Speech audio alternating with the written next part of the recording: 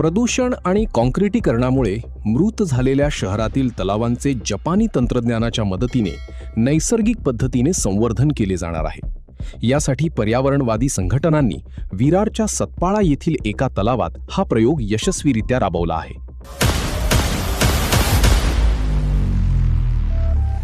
वसई विरार शहरात 184 तलाव आहेत। शहरातील नाल्याचे तसेच औद्योगिक सांडपाणी या तलावात गेल्याने यातील पाणी प्रदूषित झाले आहे। वसई विरार महापालिकेने तलावाभोवती सिमेंट काँक्रिटीकरण करून सुशोभीकरण केले होते, मात्र त्यामुळे तलावाचे क्षेत्रफळ कमी होऊन नैसर्गिक झरे बंद झाले आहेत। तलावातील पाण्याचा नैसर्गिक प्रवाह नसल्याने पाण्याला दुर्गंधी येऊ लागली आहे।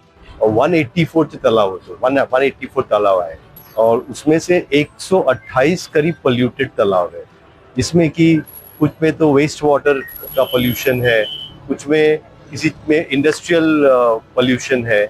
तो इन सब को अभी तलाव वाचविण्यासाठी पर्यावरणवादी कार्यकर्ते पुढे आले आहे। विरारच्या सतपाळा येथील एका तलावाचे जपानी तंत्रज्ञानाच्या संवर्धन करण्यासाठी एक प्रयोग करण्यात येत आहे। हम एक प्रोजेक्ट कर रहे हैं सतपाला तालाब में। वहाँ कंक्रीट नहीं कर रहे हैं, वहाँ हम कंक्रीट का फ्रेमवर्क लगाकर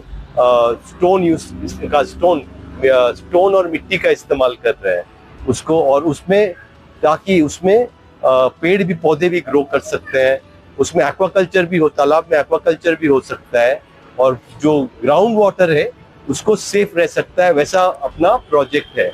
या प्रकल्पासाठी 2.5 कोटी रुपयांचा खर्च आला आहे। प्रायोगिक तत्वावर पर्यावरण तज्ञांनी शहरातील 4 तलावांचे संवर्धन करण्याच्या प्रस्तावाला पालिकेने संमती दर्शवली आहे। हा प्रयोग यशस्वी झाला तर मृत झालेल्या तलावांना संजीवनी मिळेल।